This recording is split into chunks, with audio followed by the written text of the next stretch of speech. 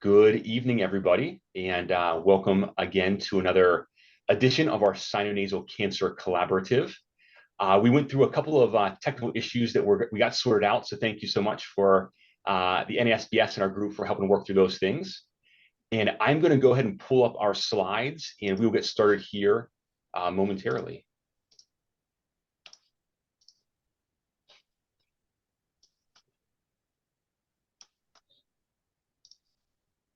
All right. To my panelists, if you just give me a thumbs up if you're seeing those slides okay. All right, that looks like we got confirmation there. Perfect.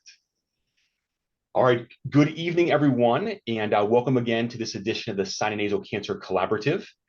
This has been an incredible joint effort by three societies, so the ARS and the Skull Base and Orbit section, the NASBS, and the AHNS. This edition is being hosted by the NASBS, so thank you so much on the back end for all your work getting this together. This has been, I think, really struck a nerve with folks who had a lot of great participation for the first three sessions, with several hundred participants for each. So we hope to keep the momentum going with this session this evening. The goals of these sessions are to show cases that illustrate important principles for sinonasal malignancy care. We want to both talk about surgical principles as well as systemic options and radiation options, the pluses and minuses and benefits and drawbacks of all those things. And we're really going to focus on comprehensive multidisciplinary care. We have a sub-theme for each of these sections. Tonight's session focus will be on sinonasal cancers that involve, with one sort or another, the orbit. With that, I would like to introduce my co-host, Matt Geltzeiler, who has been amazing setting these up and getting these organized.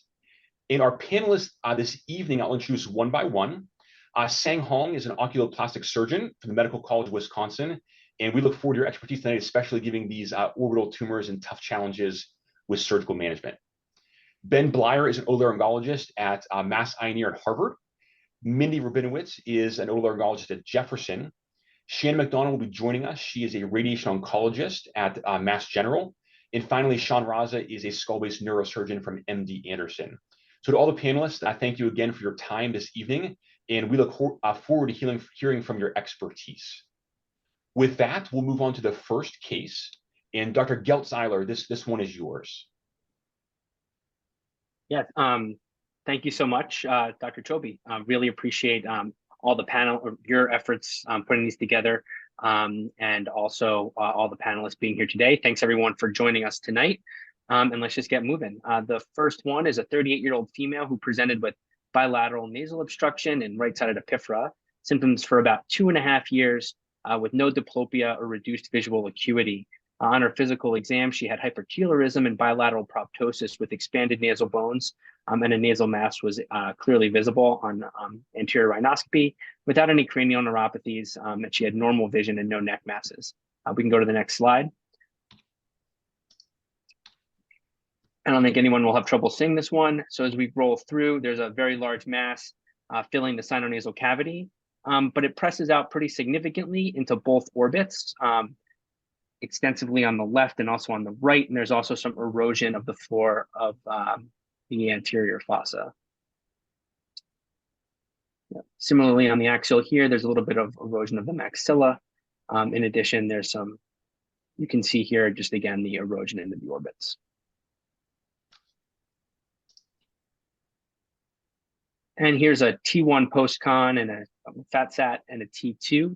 So again, just kind of showing the extent of those, of the intraorbital extension. So we can go to the next slide. This was biopsied and it was a grade 2 chondrosarcoma. The PET-CT didn't show any regional or distant metastatic disease. So we would grade that as a T4A and 0, grade 2 sinonasal chondrosarcoma. So, starting off with our panelists, maybe we can start with Dr. Rabinowitz. How do you think about the management of chondrosarcoma like this? And specifically, when you're thinking about the grade, how does it make you think about the management? Yeah, so obviously the higher the grade, the more concerned you are. You're going to want to do aggressive resection with these kinds of tumors if you can. And certainly the higher the grade comes, you want to ensure, if you can do resection, to really get wide margins as best as possible. And Speaking about the orbit, I don't know if that's a later question, but kind of how you would manage that would really come into effect. Yeah, so we'll come back to the orbit in just 1 second, but maybe Dr. Bleier, obviously surgery is usually the first line for these. So what would be your surgical goals in a case like this? Yeah, so obviously a gross total resection with negative margins would be the goal. These lesions, and you can kind of tell by the imaging, tend to have a very nice firm border and sort of have a pushing border. And so, for example, when you look at the scan, when you look at the areas of most concern, so bilateral orbits, the lamina and the skull base, you can see that there's likely a preserved plane in all of those areas. And it's often surprising when you get in for these tumors how once you get to sort of the margins, they actually sort of shuck out, and you actually can preserve the surrounding areas. So my approach for this would be to go in with the goal of a gross total resection. Obviously, we would have to have consideration for whether we needed to reconstruct the skull base and or the lamina, although typically you would expect at least the periorbit to be preserved here. I think just some surgical pearls when going in is typically for these. What I would start by doing is sort of clearing the inferior margin and creating a path for blood flow into the nasopharynx, and then working sort of laterally, and then finally tackling the skull base as the last area. It's not always clear where these are pedicled, and again, sometimes they actually come off the skull base even though they're pushing into it. And obviously, if it's pedicled there, then we would have to include that in the resection. Yeah, for sure. Thank you for that, Dr. Hong. When you're thinking about the surgical management of orbital tumors, especially with malignancies, does the bilaterality change how you would think about your surgical approach? Yeah, absolutely. I think first of all, I agree with Dr. Bleier. It's often you go in there with these seemingly invasive into the orbit tumors, and usually it's pushing. They're pushing margins, and you're able to get a pretty good margin of resection. Sometimes like between the tumor and the periorbita, but sometimes you'll see that it is rather stuck to the periorbita, in which case you can get a clean plane usually on the other side, so between the orbital fat and the orbital soft tissue proper and the periorbita, and that periorbita tends to be a pretty effective barrier to tumor spread into the orbit in most cases. Thank goodness. And going back to your question, I mean, we try to do if at all possible, organ sparing resections, meaning like sparing the orbit, and really think about doing orbital exenteration if only if that's absolutely necessary, and if we thought that that was going to make a difference in ultimate tumor control and survival. So in these bilateral cases, fortunately in this case, I think it doesn't really change it too much, in that I think I would try to preserve both orbits in this case. It looks like the tumor will probably resect out with a pretty definite margin between either the periorbita and the tumor, or the periorbita and the orbital fat. Would there ever be a case where you were concerned enough about the amount of intraorbital tumor dissection that you would only want to do one side at a time to make sure their exam was good in between? Oh, I see what you mean. Yeah, I think like in this case, where the left side is more involved, and resecting that first. I guess if you're doing like sequentially addressing like one side versus the other, yeah, I think I would attack the left side first to make sure that that there is indeed a plane of resection that you can get around, and preserve the orbit. And you know, if that turned out that it was actually invasive into the orbit, i.e., like for example, it was invading the medial rectus muscle or the inferior rectus muscle, and then in that case, you need to then make sure that on the right side, if at all possible, try to preserve that. If you had to do an exenteration on the left side, I think that's what you're asking. Yeah, no, exactly. I mean, we approach them both at the same time, but I just think you need to be thoughtful when you're and cognizant of the fact that when you're that you're may need to be operating simultaneously, or at least in the same setting, in both of someone's orbits at the same time, and that's kind of an unusual situation. Yeah, I think just to chime in, just now as you have this T2 up, you know, look, you can see that it appears that there's a mucocele trapped between the lesion and the left orbit. You can actually see the medial rectus and the superior oblique pushed over. So again, looking at this scan is actually quite reassuring to me when I see this. So for me, the concept of you know, the concern about quote unquote invasion of these orbits is on the lower side, I would say, going in for mostly radiologic and then sort of just tumor histopathologic reasons. Yeah, for sure. I agree. Yeah, chondrosarcomas are kind of everyone's favorite, or one of them. Dr. Rabinowitz, what approach do you think you would take to this surgically in terms of, would you do it purely endoscopic endonasal, or would you do anything transorbital like transcaruncular or transconch? Yeah, so I think really you would start, or I would start with an purely endonasal approach. I agree with everything that's been said so far. It does really look like there's pushing borders, at least within the orbits. There did appear to be some cranial base erosion as well, kind of going all the way back. There may have been some clival erosion also, but all of those are areas that could be addressed endonasally. So I would start off certainly endonasally, and if, you know, usually they start at a particular attachment site and then kind of grow out by expansion. So once you get in there, you can kind of debulk or kind of reduce the size of the tumor until you find the attachment site. And then really depending on where that is will sort of affect any further approaches that you may need. Certainly, if there's any other involvement of skull base or the dura, you can be prepared to address that endonasally as well. But I don't think I would start initially with, you know, an orbital approach. I'd probably just start endonasal for this. Awesome. And Dr. Raza, speaking about the anterior fossa floor erosion, how do you think about the management of that, and also the reconstruction of that in a case like this? Yeah, great question. You know, a lot of it ties into the biology of the tumor, right? So these chondrosarcomas are broken down into conventional and the mesenchymal and dedifferentiated type chondrosarcs, and the conventional ones are grades 1, 2, and 3. And, you know, grade 2 chondrosarc is relatively indolent.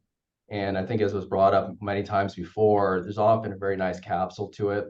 And, you know, typically when I see them in the sinonasal cavity and the anterior skull base, they're either rising off the septum or off this, you know, ethmoidal suture. And, you know, oftentimes we just debulk that, you know, the capsule just falls away and it's not invasive really into the surrounding structures. You know, for something like this, you know, after we sort of explore the skull base, I would definitely take down the bony skull base. If there was clear sort of gross invasion of the dura, I would resect the dura. And, you know, I would certainly tackle this endoscopically. You know, reconstruction wise, if we had to take down the dura, I would do a multi-layer closure with the pericranial flap as the last sort of layer covering everything. Now, it's different if it's like a mesenchymal dedifferentiated chondrosarc, right? We'd probably be talking about starting with induction chemo, and it's much more invasive. But fortunately, these are well encapsulated, not that invasive. Yeah, for sure. That was exactly our plan as well. So let's just assume for the sake of discussion that we were able to leave the periorbita intact, which was and kind of peel this lesion off, but there was a large section of the lamina as well as the orbital floor missing after the tumor was taken out.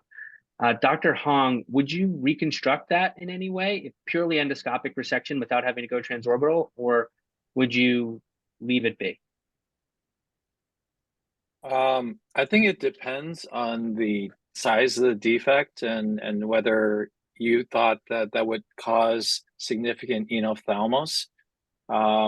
I think if the periorbita is intact, generally, unless it's a huge bony defect, yeah, and in most cases you can get away with not reconstructing the lamina and the floor, and I think that would also help with subsequent monitoring of the tumor for recurrence and whatnot.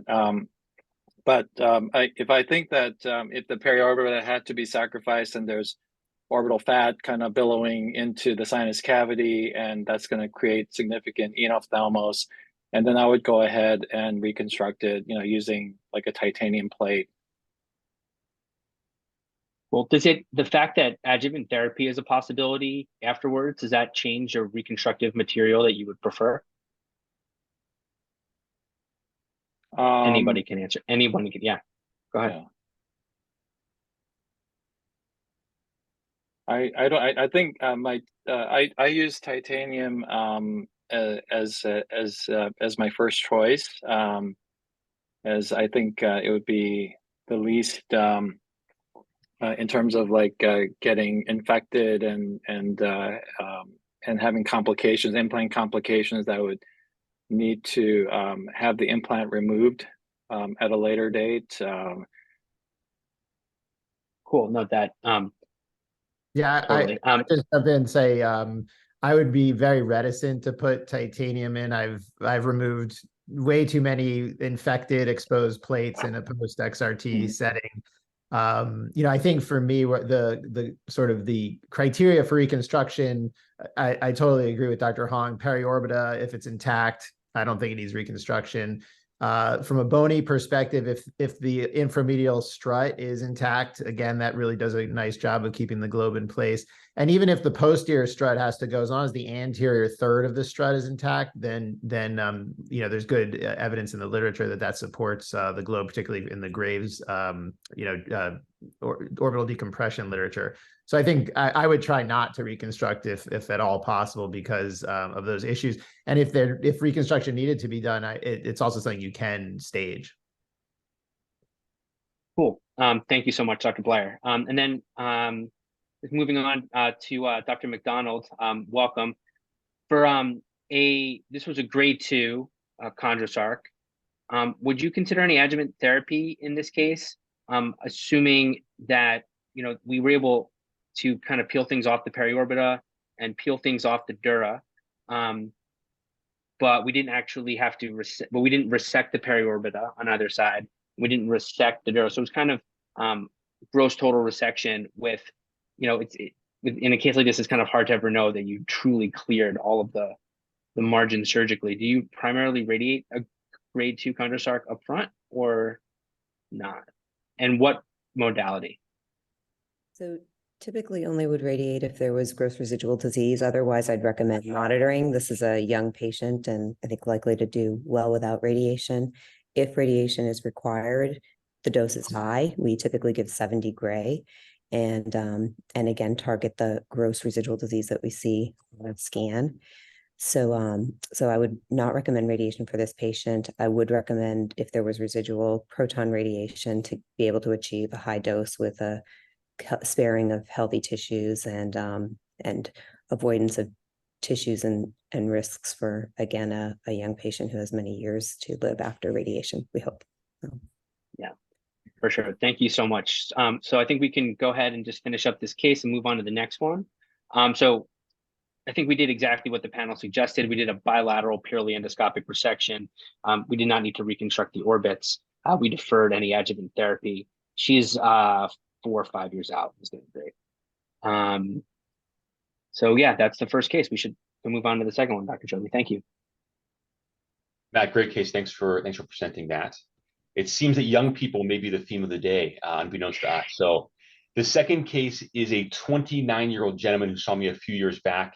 He had several months of nasal obstruction, some bleeding as well, had at least a month and a half or maybe 2 months of subjective diplopia. When he came in, his exam, as you can see there on the left side, he did have some left-sided proptosis, although his extraocular motions were intact. And as I mentioned earlier, his endoscopic image is there. Here's some representative CT scans for him, and then I'll show you an MRI scan next. It's probably a little bit more illustrative. So here's a T1 post-GAD MRI scan. You can see that left-sided orbital involvement there, fairly anteriorly. Just scroll through a few times there for you to look at the extraocular muscles as well.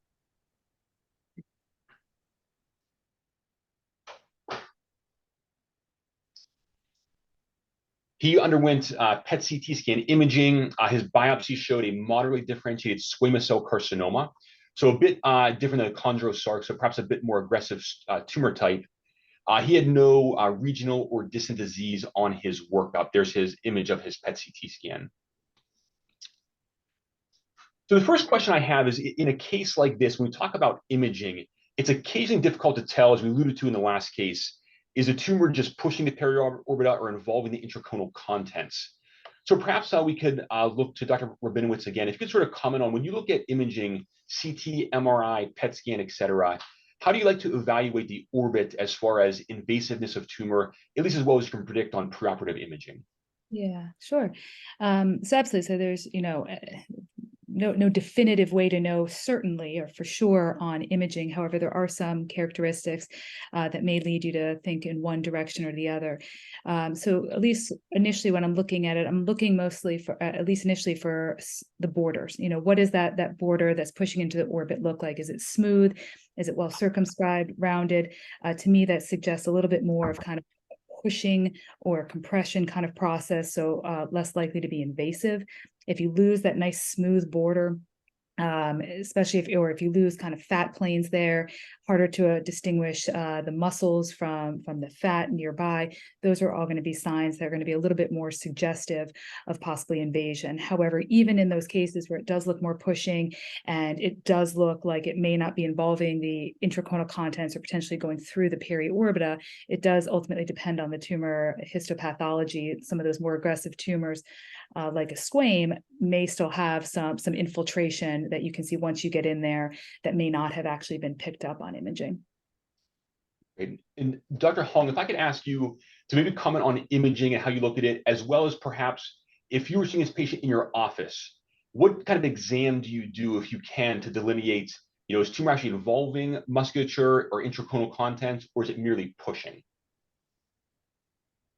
Exactly. So like what Dr. Rabinowitz was saying, like often, on imaging, it's just impossible to tell when you have the effacement of the normal fat plane between the rectus muscle and the tumor edge. And so on exam, what I specifically am looking for is whether there is limitation of eye movement, so ductions, whether, because if the medial rectus, for example, were involved, that would normally cause some mechanical restriction of eye movement. So in the eye would be limited in abduction, and sometimes it can cause pain too. So I was looking for pain with eye movement and limitations of ductions causing double vision would be specifically what I would be looking for. Great. Dr. Bleier, any other comments on imaging or what you look for with these challenging cases?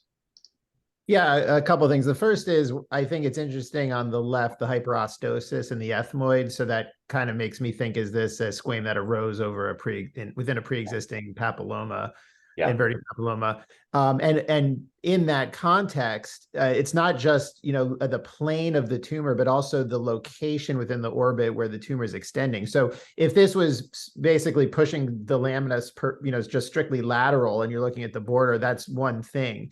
In this case, what concerns me is that the tumor is actually pushing in the orbit and then taking an anterior turn. You can see that it actually extends past the meridian of the globe. And that's why you're having that significant, not only proptosis, but sort of lateral positioning of the globe. So in this situation, it's that sort of track of the tumor as it tracks anteriorly in the orbit, likely away from its origin, that makes me more concerned for the potential for actual invasion as opposed to a pushing border here. Yeah, I agree. This is a bit more anterior than you typically expect from a tumor like this. I agree with you. So I'm going to just throw once more back to Dr. Hong. In a case like this, forget about this particular patient or approach to this particular tumor. But when there is anterior orbital involvement, what makes you sort of more highly consider an orbitotomy versus attacking something endonasally in your hands?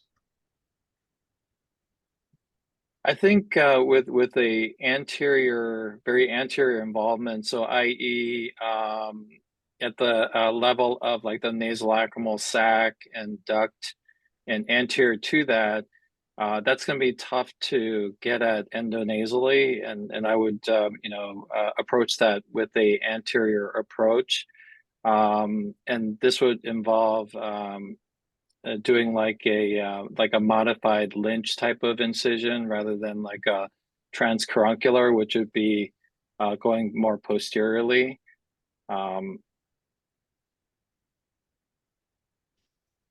So sort of nasolacrimal duct and anterior, you tend to prefer an orbitotomy approach.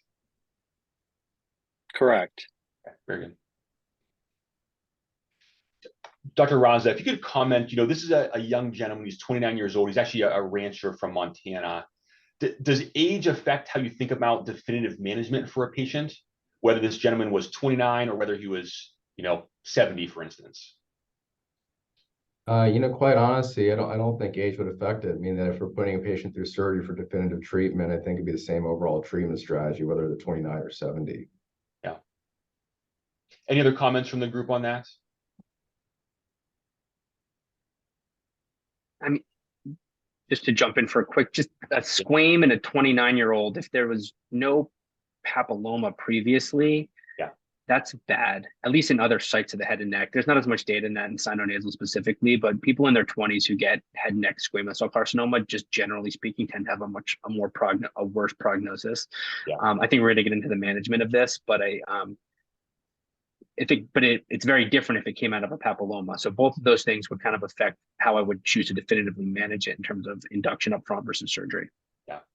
This one, given the hyperestosis, I was kind of suspicious, although in a young person, a little bit more unusual than an older person. This one just was straight up squame, though, no papilloma in the path. So in this gentleman, I'm just going to sort of jump to the punch so we can move through the case a little bit. With orbital involvement, a young guy, we've been favoring induction therapy more and more in an attempt for orbital preservation. Sean, obviously the MD Anderson group is a big proponent of that as well. Talk to us a little bit about your experience with induction for squames and what your typical protocol is, if you don't mind. And I think, the response rates that, EHAB had reported in his paper were on the order of like 2/3 of patients with squames undergoing induction chemo. And, we typically start out the cisplatin-based therapy and, give about 3 cycles and then re-image after 3 cycles of therapy to assess the response. And that's really what guides sort of further, treatment. Yeah. Yeah. So essentially our approach is very similar to that as well. So he got 3 cycles. He got a platinum-based as well. And then we re-image. So one of the questions is when you re-image a patient, how long do you wait after their 3rd cycle, if you will? What imaging do you like, and how do you assess response? Is it a 50% reduction? Is it any reduction? Is it no progression? How do you look at that and say this is a good response or not so good? Yeah. So, it would typically probably get an MRI scan a week or 2 after the last cycle of chemo. And, greater than 50% response would be, a good response. Anything less, you try to see if we can push it a little bit further. Yeah. Yeah. Dr. McDonough, if I could get some input from you, with our SNUCs, with this patient is not, if they have a good response to induction therapy, we tend to move on to definitive chemoradiotherapy. With squames in general, we still favor surgery as a definitive option, perhaps followed by adjuvant therapy. Talk to us a little bit about, a squame like this, say he had a good response. From the radiation standpoint, would you still favor a definitive surgical therapy, or do you see a role for perhaps definitive CRT in some patients? For a 29-year-old, I'd definitely favor definitive surgical resection if it's feasible to get a GTR, and probably for most healthy patients, I'd favor that. And then adjuvant radiation for closer positive margins. Yeah. If a patient was medically inoperable, definitive chemoradiation after a response is a very reasonable treatment and adjuvant doses would be probably in the order of 60 to 66, with definitive doses being higher, which would be a challenge in this location to spare the optics from a dose that would potentially cause vision loss. Yeah, I think sort of echoing those sentiments, I think a good take-home point is that a lot of our treatment is driven by the histopathology. So a SNUC is not treated like a squame, is not treated like a melanoma. So there's different of course paths for each of these based on their histopathologic subtype as well. So here is the follow-up MRI scan. So Dr. Raza, we got MRI scan after his 3 cycles. We had a few weeks, I think 3 or 4 weeks after his 3rd cycle. Here's his imaging. So a fairly nice reduction in tumor volume. Certainly the orbit looks a bit better, although it's tough to tell in a couple areas whether or not there's still at least some involvement with the periorbita. So a little bit questionable as far as the degree of orbital involvement currently. Dr. Bleier, if this patient was in your hands, you saw him, you gave him induction therapy, and this is follow-up imaging, what would you favor for next steps? Well, I work with Dr. McDonald, so we we definitely would at least give the patient an attempt at a surgical extirpation. I think it's very difficult to know without actually exploring the orbit to what's happening at that interface. And I've been in several situations where it looks like the tumor is still stuck and invading, but in fact, when you get in there and you can actually pull, you can strip the tumor off of the underlying periorbita, and there's actually often a reasonable plane that's left there. So I think at a minimum, you need to explore. You need to determine what the margins are. And, even if you have to focally resect some periorbita or even some extraconal fat, I think that's reasonable in a patient of this age in anticipation of, post-op adjuvant therapy. Yeah, very good. So let me just move this forward for the interest of time. So Dr. Rabinowitz, let's say this is your patient. You decide to go to surgery. And whether you're proceeding with a combined approach or a purely endonasal endoscopic approach, talk to me about your intraoperative decision-making. So as you explore this tumor and look in and say it's a little sticky on the periorbita, in some case, would you consider if there was gross invasion through the periorbita, would you consent the patient for an exoneration? Would you merely go in that case for a gross total resection and leave some microscopic disease behind? How do you approach these intraoperative decisions about how much of the orbit is actually involved in the operating room? Yeah, so I sort of prepare for everything, have our oculoplastics colleagues there, everyone on board. And I agree that I would start this endonasally. I couldn't tell from the post-op imaging if that kind of anterior extent of the tumor had shrunk as well, and if it's more of it accessible from an endonasal approach or not. If it, let's say, did shrink where that anterior extent had gone away and it's more endonasal, certainly plan for an endonasal resection. And as Dr. Bleier was saying, really, when you get in there, that's when you're going to find out what's going on, regardless of what's happening on the imaging. You may get in there and find that there's a really nice plane between the periorbita, in which case, you're not going to be planning exoneration. Traditional teaching is that if there is extension through the periorbita, that would be a patient with whom you'd recommend exoneration. Obviously, in a 29-year-old patient, you want to try to do organ-sparing techniques wherever possible. However, for squamous cell carcinoma, I really wouldn't recommend leaving disease behind that is there for best outcomes. And so if it were just in the periorbita, I would resect the periorbita. You could consider taking some biopsies of the subjacent periorbital fat. However, there is some issues with that because the fat moves around. It's not a static structure. If you felt like you could get kind of a full resection and it didn't go straight through the periorbita, I would just resect the periorbita. If it was actually getting into the orbital contents, certainly the fat, musculature, anything like that, then I would be prepared for an exoneration. Okay. So in this case, after his induction therapy, we took him to surgery. We did a combined approach for him. Those post-op images didn't show it very well, but there is some fair bit of frontal sinus disease left behind in a piece of dura over the orbit that was a little suspicious to us. So of course, if you're going to go for surgery, our goal is negative margins. If that means you need to do a combined approach, then in our hands, we'll do it if we think that we need it. So you got a combined craniofacial. The periorbita was involved. We took his entire periorbita. We did biopsy the intraconal fat. It was negative. There was also some intraoperative suspicion of the medial rectus, which we biopsied as well, and it was negative on frozen section. So that was his surgery. He did get adjuvant radiotherapy and chemotherapy. He's now about 3 years out. He's NED. He does have some persistent diplopia in that left eye currently. He's declined strabismus surgery and reconstruction to date. Dr. McDonald, may I ask you, so in a case like this, it's obviously, the final margins were negative in the operating room. They're obviously very close in all cases like this. And then we talk about radiation. So, a key question we're always faced with is, what will the function of that eye be long-term with, say 60 gray of adjuvant radiotherapy, and what does that do in the long-term for the orbit? So maybe you can comment a bit on that for us. Sure. So I think that it really depends on the doses to the cornea, retina, optic nerves, optic chiasm. So visual acuity can be impaired if the doses to the optic chiasm or nerves were more than 50 to 54. That risk is pretty low, but at a dose of 60, you may have been pushing that.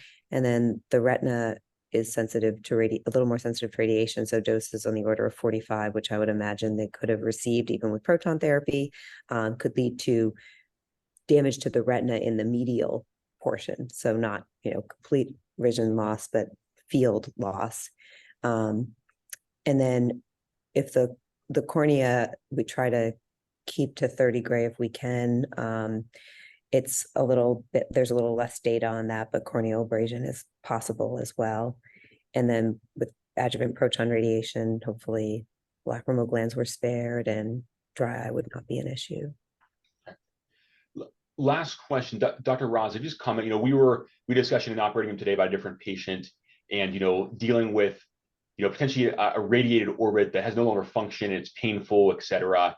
What's your experience in those patients? Do you end up doing an exoneration down the road for a lot of these? Do they sort of limp by and get along? Do they regret, quote unquote, keeping the orbit? What's your experience with that? Yeah, I definitely have had a few patients. I know some of my partners have had patients over the years where an organ sparing strategy was done, and then the radiated orbit just becomes painful, and we ended up doing an orbital exent later on down the road purely for palliative reasons. Of course, there's a selection bias to that patient population, right, in terms of they may have regretted keeping the orbit. But it's always a consideration when you're trying an organ sparing strategy, orbit sparing strategy, that we definitely counsel patients on the potential risk of a radiated orbit down the road that could be painful and require further intervention. Yeah, good. So I think take home points from this case are histopathologies are different and are treated differently. So squame is much different than a chondrosarcoma. Organ preservation strategies can be very effective. Induction chemo is a game changer for both SNUCs and squames in some cases. Although there may be downsides to adjuvant therapy occasionally, and additional surgery down the road is probably warranted in some cases, especially if it's a painful non-functional orbit. All right, we'll move on to case number 3. It's our last case for the evening, and Dr. Geltzeiler, this one is yours. Great, yeah, thanks so much. Not a young person, and a very different histology. So as you mentioned, histology is king with all of these. So let's talk about a 60-year-old female patient of mine who was actually diagnosed with an adenoid cystic carcinoma in 1998. She had surgery then, and again in 2006 for a recurrence, and got adjuvant radiation at that time. She presented today to me with pain by her left medial brow and headaches, with worsening of her visual acuity and worsening of diplopia. She had long-standing bilateral V2 numbness from her prior surgeries and slight restriction in her left eye motion. Next slide. So here you can see is her scan. So there's a very large tumor in the frontal sinus and frontal bone extending into the left orbit with significant extension by the left orbit. You can see, oh, that doesn't project that great on my screen, but you can see the significant extension of the left orbit as well as erosion by the floor of her left anterior fossa. So here's the CT scan. You can see that bony erosion. The floor of the frontal sinus is eroded. Then there's also a little bit of erosion by the crista galli and left lateral lamella. You can see here again, there's that erosion by the posterior table, also the anterior table and the crista.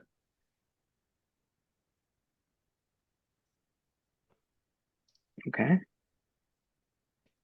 Yep. So we biopsied this again in the clinic, and we found a low to intermediate grade adenoid cystic carcinoma. On her PET CT, there was no regional or distant disease. So I guess we can start with Dr. Rabinowitz again. When you're thinking about a recurrent adenoid cystic like this, what are your thoughts about how you would think about management? There's a few questions up there, but feel free to answer it how you see. Yeah, so obviously a recurrence is a little bit different than, initial presentation, and this patient has undergone 2 surgeries as well as been radiated in the past, so that kind of changes things. Looking at this, she's already recurred. Thankfully, she doesn't have any metastatic disease. You're really, for her best chance, you're going to want to try to, complete gross total resection if at all possible in this patient, especially since she's already been radiated. Obviously, that's going to change your resection planes. Additionally, sometimes finding attachment points can be a little bit different after a patient's been radiated because everything's going to be kind of scarred in place, and you don't know what's scarring necessarily from previous radiation versus tumor invasion or tumor attachment. So that really kind of widens your resection area in order to try to get a gross total resection here. This is one where I don't think this is necessarily one that's perfect for kind of a purely endonasal approach, kind of a more combined of an endoscopic approach for this one. Dr. Bleier, do you have any thoughts as well? Do you think the orbit is savable? I think it's highly unlikely. I think the sort of wide plane of communication between the frontal sinus floor and the supraomedial orbit on the left suggests that it's probably grossly invaded. I think the other sort of concerning sign is the pain, the brow pain in the setting of adenoid cystic with recurrence. I mean, you have to consider perineural invasion there. So, and then the last thing is, the anterior table of the frontal is eroded, so there's likely, subcutaneous involvement as well. So I think when you put all those pieces together with prior radiation, as has been mentioned, I think you're looking at a large open approach with likely an exoneration for optimal survival. I think the question on, the contralateral frontal is opacified, but that's probably just obstructive. I couldn't quite tell on the MRI if that was just a mucocele, but yeah, this is, bad disease. Dr. Hong, when you heard about the symptoms and look at the imaging of this patient, do you think that there is what are the key features that you're examining in this particular case to determine whether or not you would potentially try to save that orbit? Yeah, I think I would specifically look at the superior oblique function and, whether there is restriction in eye movement and pain with eye movement, and also checking for, that sensation loss in the V1 distributions, specifically like the supratrochlear, supraorbital nerve distribution, would lead me to think, like, if it was involved, that there is perineural involvement. So those would be the things I would be specifically looking for, and if present, would lead me to think that there is involvement of the more inherent orbital structures like the superior oblique muscle. For sure. So Dr. Raza, when you're looking at this case and you're thinking about surgical approaches, what type of approach would you think you would take? Yeah, with these recurrent previously radiated ACCs, I always feel like the imaging underestimates the extent of microscopic disease. I've always gone in here, and not that you're surprised, but there's a lot more microscopic disease than you expect there is, also because of that and perineural invasion. So here I would do an open approach if we were to do one, do surgery. As Ben mentioned, likely the anterior wall of the frontal sinus needs to be taken out, or take down the back wall of the frontal sinus, and then, certainly with an open, even transfacial approach, if that were to be done, then, the cribriform plate, faux ethmoidalis could be taken down ventrally also. So I would not consider an endoscopic approach for this case at all. Do you think when you say a transfacial approach, are you thinking, assuming that you're going to have to do an orbital exoneration, would you try to do all of the skull-based work through the incisions used for the exoneration, or would you also do a coronal incision? Yeah. So, you know, if you're doing a like a lateral rhinotomy with a Lynch extension, that would provide sufficient exposure, at least to the ipsilateral frontal sinus, the anterior wall of the frontal sinus there, and the ipsilateral sort of half of the anterior skull base. I have to go back and look at the imaging. If the contralateral frontal sinus is involved, then that's where I would add on a bicoronal incision. Perfect. Yeah, I think that. Yeah, so I would add on a transbasal approach for this. Yeah. Dr. Blyer, do you have any additional thoughts on the approach? No, I think, that seems very reasonable. I think the only other sort of aspect I would be thinking about is whether the pericranial flap is salvageable from a reconstructive perspective. I would hope it would be, or even if it was a hemi pericranial flap from the contralateral side. So I think, I think for me, the issues are going to be thinking more about what am I going to do after the tumor's out rather than the approach to get the tumor out. I think along those lines, I mean, one, of course, we have to see where the previous radiation fields were, but if the pericranial flap pedicles were within the radiated fields, I mean, that would lead me towards a free flap reconstruction. And then the anterior wall of the frontal sinus, if that's going to be resected, then that also I would commit the patient to a free flap reconstruction for those reasons. Yeah, Dr. Rabinowitz, do you have any additional thoughts about surgical approach? No, and reconstruction? I agree with that. I think certainly if that anterior table is going to be removed, which it likely will based on the imaging with the erosion, I'd be looking for free flap as well. Hey, Matt, I'm just going to ask you a couple questions from the chat feature here. One question was, currently, what is the function of that orbit? So the patient had diplopia and some reduction in her visual acuity, but she could still see out of the eye, but her vision was reduced. I forget the exact amount, but there was also restriction of vectorocular motion on her exam and subjective diplopia. Then there's when would you do a bifrontal craniotomy and resect the dura in an en bloc fashion? Anyone is welcome to jump in and ask that. So the question is, would you do a bifrontal?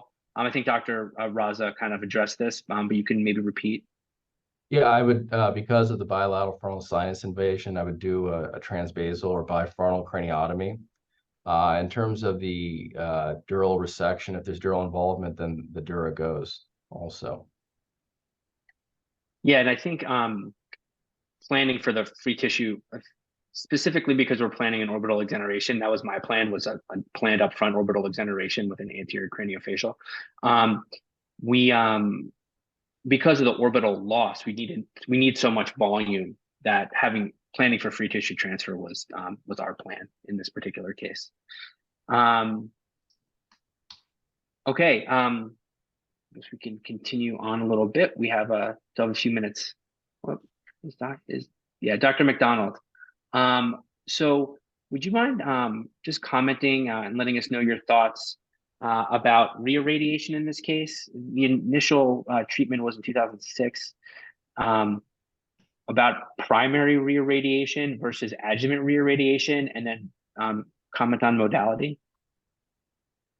Yeah, so it's a little hard to say without knowing what the initial radiation plan looked like. So dose, field, certainly you can give radiation easily to an area that has not been previously irradiated.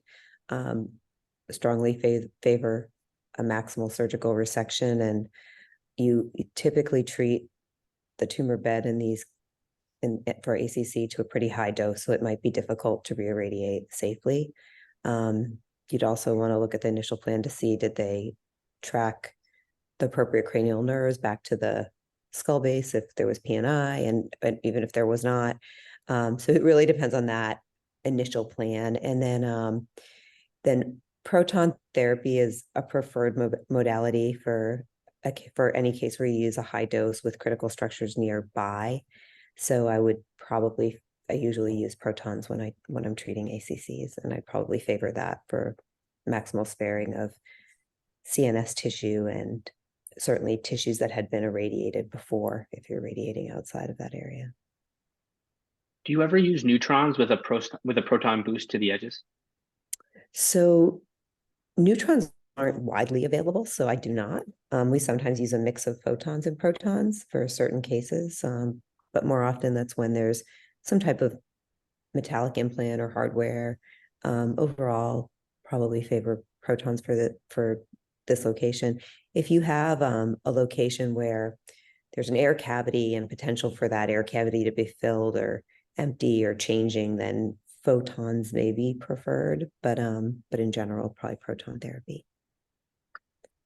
And when you're following perineural spread back to the cavernous sinus, or rather back intracranially, do you tend to keep the full dose back past the neuroforamina and give the full dose all the way back to the cavernous sinus, or do you tend to have the dose fall off once you get past the actual bone of the skull base?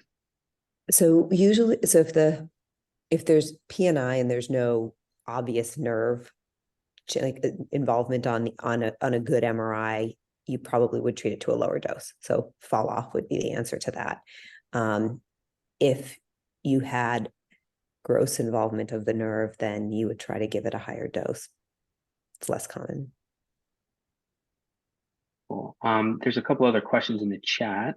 I guess that's sorry, adding on to that in terms of, imagine orbital apex disease and PNI from the neurosurgical standpoint is, being prepared to add on a lateral cavernous sinus dissection, to chase those nerves back to at least clear gross disease if possible, right? And, especially with sort of trigeminal involvement, how far do you go back? And, typically we'll take it back up to the ganglion if needed during surgery to at least clear that gross disease and get margins as much as possible. Yeah, exactly. There's a question in the chat about potential BID proton radiation and hyperfractionation, I guess.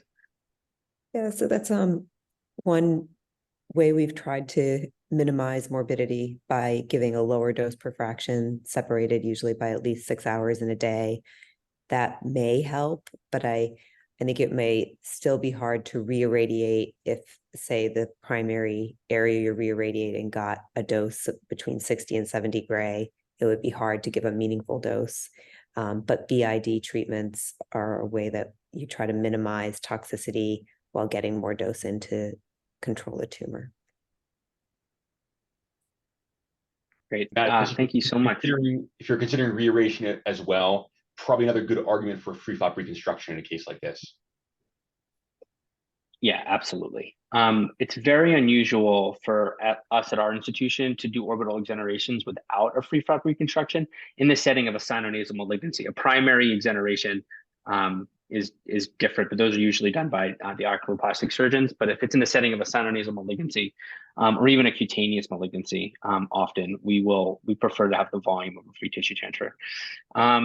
Cool. Well, we're only down to a couple minutes left, so I guess we can just wrap this case up.